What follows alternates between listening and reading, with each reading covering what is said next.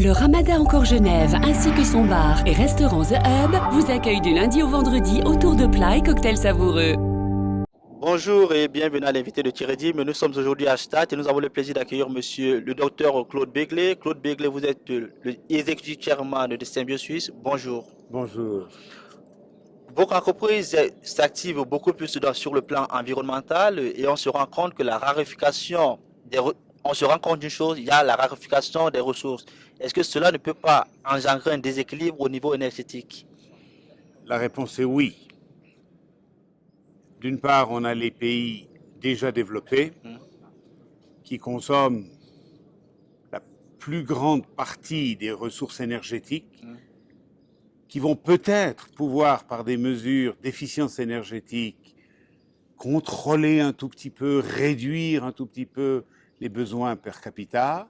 Il n'y aura pas de croissance démographique. De l'autre côté, on a les pays émergents. Et les pays émergents, où on le voit aujourd'hui essentiellement à travers l'Asie du Sud, l'Asie du Sud-Est, peut-être Chine, Japon, il y aura un problème démographique moins aigu que dans le Sud. Mais tous ces pays, par contre, ont une augmentation du niveau de vie qui fait qu'on ne peut pas demander à un Chinois, parce que son père allait à bicyclette, de continuer d'aller à bicyclette. Il aura une voiture. Donc, en d'autres termes, c'est absurde aujourd'hui de dire à la Chine de réduire sa consommation énergétique. C'est totalement impossible. La seule question est de savoir dans quelle proportion elle va l'augmenter. Et ce sera de toute façon énorme. Et puis, il n'y a pas que l'Asie dont on parle aujourd'hui. On sait que d'ici la fin du siècle, l'Afrique devrait arriver à une population de 1,5 milliard d'habitants, ce qui sera la croissance la plus forte au niveau mondial. Même chose, les Africains vont développer une classe moyenne qui aura des ressources, qui aura des besoins et qui aura un besoin énergétique. Donc tout ça signifie que quand on met bout à bout les pays déjà développés, les pays en voie de développement, il va y avoir un très gros déficit énergétique. Alors, si on suit votre discours, est-ce que c'est un combat qui est d'avance perdu? Puisque la réalité là, les ressources... Si on continue sur la tendance actuelle, c'est un combat perdu. La bonne nouvelle dans la mauvaise, c'est que chaque fois qu'il y a un problème majeur, les gens réagissent. Aujourd'hui, si je presse sur le bouton de l'électricité, la lumière vient.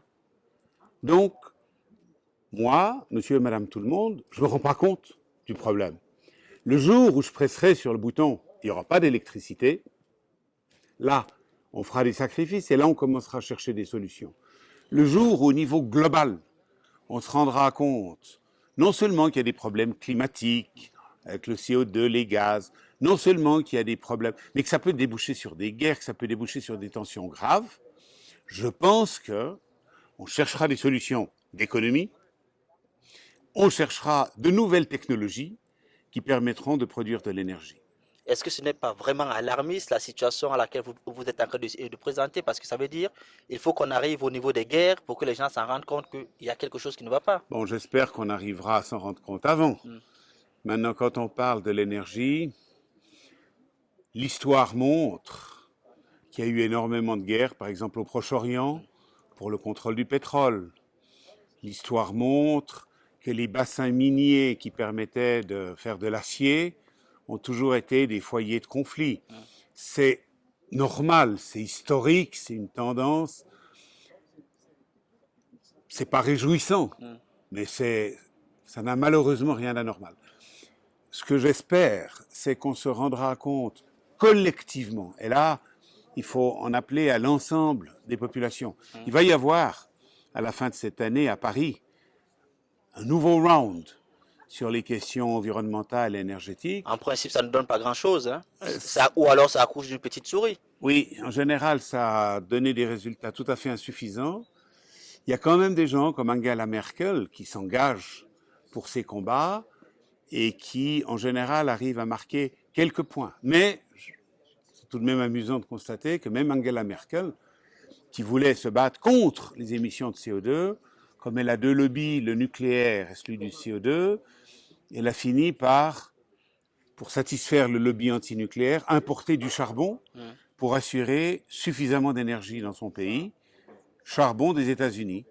Eux ayant développé le gaz de schiste, pouvaient se permettre d'exporter le charbon. Donc, c'est un jeu à somme nulle, quelque part, et c'est aussi un jeu de dupes. Alors, parmi les solutions, quand même, il y a beaucoup plus aujourd'hui l'émergence du photovoltaïque. Et là encore, il se pose un problème, la Chine. Parce que la Chine, à elle toute seule, produit les 75% de la production mondiale. Est-ce que ça, ce n'est pas inquiétant? C'est à la fois réjouissant de voir que la Chine a tellement investi pour développer le photovoltaïque. Et je tiens à préciser au passage que ça n'est pas lié au coût de la main-d'œuvre. C'est vraiment un investissement stratégique parce qu'on est dans le capital intensive.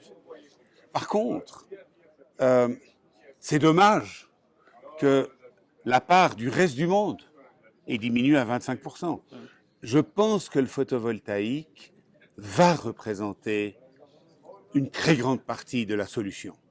Je pense que le photovoltaïque, le jour où il sera développé, le jour où on aura un équilibre économique qui permettra d'être concurrentiel par rapport aux autres types, notamment d'électricité, pourra se développer de façon absolument formidable.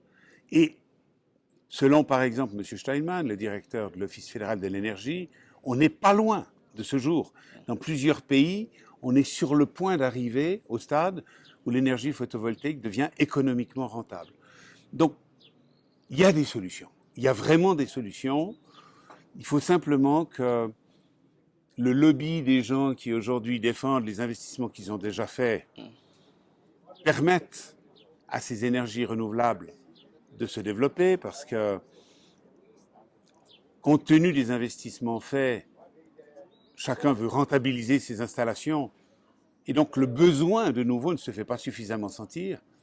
Mais je suis persuadé qu'à partir du moment où on prendra conscience, alors il y a à la fois une partie politique et puis il y a une partie de madame, monsieur, tout le monde qui se rend compte que tout d'un coup, ça ne va plus, les solutions peuvent être mises en place. Problème, le délai de réalisation, parce qu'il faut mettre des infrastructures relativement lourdes, il faut mettre tous ces panneaux, il faut les construire, il faut les mettre en place. Ensuite, il faut des connexions. Parce que les panneaux, on ne pourra pas les mettre. C'est pas vrai qu'on n'aura que sur les toits. Il faudra par exemple les mettre, si on parle de l'Asie, dans le désert de Gobi. Puis ensuite, il faudra des lignes à haute tension pour aller sur la Chine. Concernant l'Europe, ce serait plutôt le Sahara, et puis il faudra traverser par des lignes à haute tension la Méditerranée.